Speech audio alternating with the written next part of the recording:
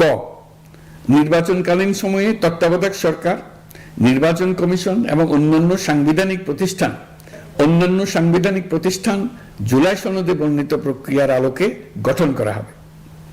খ, আগামী সংসদ হবে 2 কক্ষ বিশিষ্ট। জাতীয় সংসদ নির্বাচনে দলগুলোর প্রাপ্ত ভোটের অনুপাতে 100 জন সদস্য বিশিষ্ট একটি উচ্চকক্ষ গঠিত হবে এবং সংবিধান সংশোধন করতে হলে উচ্চকক্ষের সংখ্যাগরিষ্ঠ সদস্যের অনুমোদন দরকার হবে।